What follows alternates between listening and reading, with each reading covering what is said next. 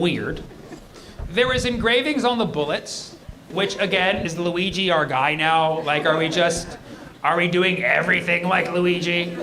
If I ever had bullets, if I ever engraved bullets, it would be like things about me, like I'm late to things, so like delay, defer, decimals, that would be mine. There was engravings on the bullets. They were weird, okay, but Tyler also, you know, you look at his story, he's kind of a weird guy, I guess you could say, but like one of them said, if you're reading this, you are gay, LMAO. Tyler is a 4.0 student. Like he literally had a scholarship. I don't know, that just sounds like something more like that like Kash Patel would write, you know what I mean? Here's where I think the most concrete evidence that this was completely staged and fake comes in. If you watch the video, and I know it's gruesome, the video of Charlie Kirk getting shot in the neck, I know it was hard to see. Like for me, when I saw it, I was like, I can't believe I'm seeing this. I said that like literally each of the 20 times that I watched it, back to back. It was a lot, but there are a lot of videos now, both on the left, on the right, people from all over the spectrum who are analyzing this video, and they have a very good point. When you watch it in slow-mo, it does not look like the bullet is entering through here. It looks like it is exiting. In fact, when you see it very closely, you see some frames of something behind his neck, and then you see, okay? Now, I've never been shot in the neck, so maybe it could go like this first. But I don't think so. It looks like it's leaving his neck, and he kind of hunches forward too, which what you would do if you got shot in the back. And also, like he does something with his hands. They say it's like a neurological thing you do when you're hit directly in the spine. He does that right away. So you would think it hits him there, and then it comes out the neck. You literally see it coming out. When this shooting first happened, a bunch of people came out like, yo, this had to be a professional job because he did it from 200 yards. But then a lot of like hunters came out and be like, nah, I can do that. So I'm like, fair enough. I don't spend a lot of time at the range, okay? I'm kind of scared now, though. Fortunately, most of my shows don't have 200 yards worth, but you know, we're good. But now, all of the gun experts are coming out and saying a 30-06 will shoot through bricks. Oh, really? And they've actually posted videos showing the 30-06 shooting through like 3 bricks. But apparently, the autopsy, which at first they said they didn't do, and then 2 weeks later they said they did, claims that the bullet went into Charlie's neck and his bones were so strong because his mom did not take Tylenol. She just drank straight milk. Straight antibiotic-rich milk. And his bones were so strong, the bullet was stopped. The bullet shot by a 30-06, which usually goes through cement, was stopped by Charlie Kirk's bone, and they said he's the man of steel. They said he's the man of steel, which more like the man of stop the steal if you remember the 2020, but the bullet was literally stopped by the steel. It was stopped by the steel. Now, this is utterly preposterous. If one thing has come from this whole Charlie Kirk thing, I realize I don't believe in miracles anymore. The word miracle means nothing to me. The word coincidence, no, like, you know what? You're allowed one miracle a decade that I believe, okay? And you've already used it. Biden stayed alive for his whole term. I am done with miracles, okay? You're telling me that this miraculous bullet, it came in from the roof over there and hit Charlie, it went in, made it look like it was leaving, went inside of him, and then it probably on the way it like hit JFK, came back through, it like time warped into the 60s, came back around, and then punctures Charlie Kirk's neck. It hits his bone, and it's like, I'm done. When every YouTube video using a 30-06 from any range shows it shooting through f***ing cement, but you're telling me this magic bullet, okay, it goes through, and maybe you could argue, you know, Sammy, it's all an illusion. What happened was the bullet goes in, and then it ricochets off, and then turns around and comes back out. You could argue that to me. You could make that argument, because things do happen really fast. But in that case, you're telling me this bullet goes inside, and it goes in, and it does it's like, no, I'm gonna turn around, and does a complete 180, and then just goes the opposite direction. And that would literally make the bullet a turning point.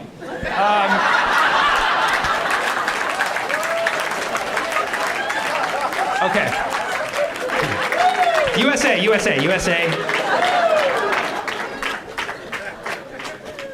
Okay. I actually wrote that joke the first day, but I didn't want to tell it till this week. I even told it to my comedian friend. I was like, bro, that's brutal. Like, nobody's... Once you look at that video, you'll see, like, what the fuck is going on. Because you see the bullet coming from back here, meaning that allegedly Tyler was on the roof over here. But, like, people who've looked at some video, they see some weird blurs that are going on up there. They don't know what they are. I'm not going to say exactly what shot Charlie Kirk. I'm not going to drone on about it. But...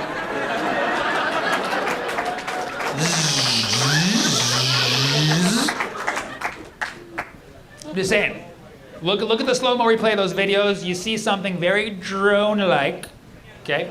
And you also see like a mysterious aircraft flying away really quickly that could be like the mothership for that drone.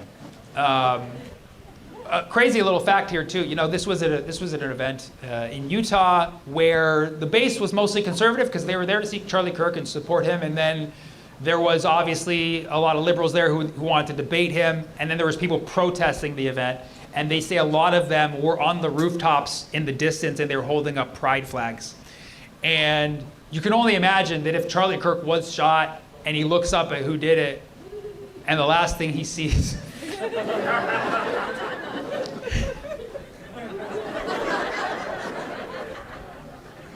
is a rainbow pride flag.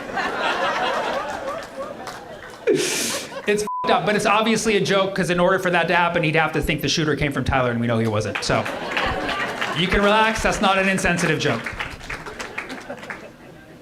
It's just a hypothetical scenario. Watch the slow-mo replay, and you'll know the government's lying, okay? If that's not enough, okay?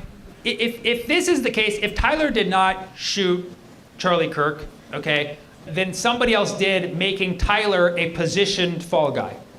And you're like, well, why would they go through all this effort to place a fall guy? Well, we already have confirmed there's already been 2 fall guys on the scene at that event. I don't know if you saw, after Charlie Kirk is shot, the very first thing that happens is an old guy gets up and is like, it was me!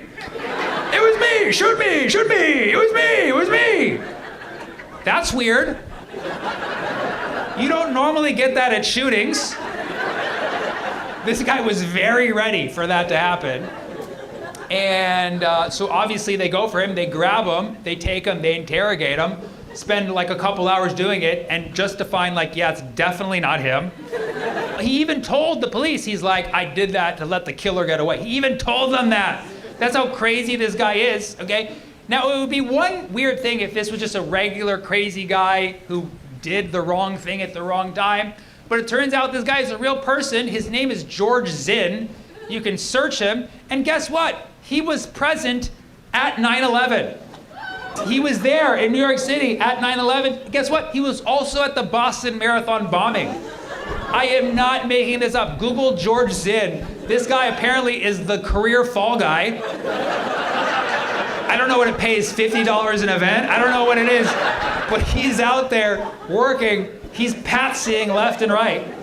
It's a crazy list. It's like 9/11, Boston Marathon bombing, Coldplay Kiss Camp. Maybe not that one, but there's so many weird coincidences with this guy. George Zinn, who you would think would be someone to interrogate at this point. Be like, why the f*** were you at 9/11? Why the f*** were you at the Boston Marathon bombing? Why were you at my bar mitzvah last week? You know, all these weird occurrences. But you can't interview him. Why? Because he's now been busted for child porn.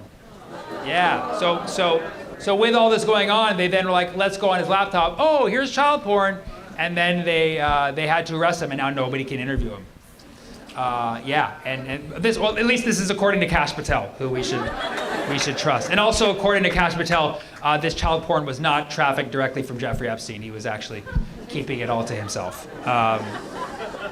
And after they waste their time on him, they then find another guy who happened to be dressed identically as Tyler. And then they wasted a few hours on that guy. And it was just such a coincidence this guy looked just like Tyler, the shooter, on the same day that Tyler, the shooter, did a shooting. Sounds like a riddle, right? So there was already 2 for sure fall guys. So why would Tyler not be the obvious third, you know? Another thing was, if you look at the videos of Charlie in his last moments, there's men behind him doing very weird hand signals. They're going like, Either they're like the world's worst ASL interpreters,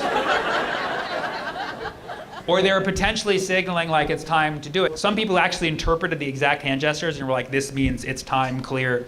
And then some were saying like, why would they even need to do that? They already had a clear shot. And it's like, what do you know? You know what I mean? Right? So all of these things are very weird, okay? And honestly, after seeing all these things, I still, as a good person, as a naive, wanting to trust Uncle Sam, still believe, okay, there's a potential that this is all true. It actually is Tyler. It's just a very, very weird situation. Maybe the bullet ricocheted off the building and then went, I don't know, maybe that's what happened. And so I was like, I'm willing to accept the government story that this was Tyler. And then they released the text messages. And I was like, why are you doing this to us? Why are you doing this to yourselves? Those text messages it was the most insane. I was like, am I tweaking right now? Am I on methamphetamines right now? Or did the government really release this text message conversation with the intent for us to believe it? And if you haven't seen it yet, do it on your own time. God, it's not worth mine. I already put a whole YouTube video where I read them out loud to the crowd. They're f***ing insane. First of all, it's all in complete sentences. Gen Z does not talk in complete sentences. In it, Tyler says things like my love and my vehicle, okay? Gen Z says my whip. Everybody knows that. And it was so crazy and fake that it does make you think, okay, this is such a wild conversation that maybe this is how people speak in Utah. And maybe it's so fake that it's real, the government released it. Because why would they release something so glaringly fake unless it was like, yo, bro, this is real?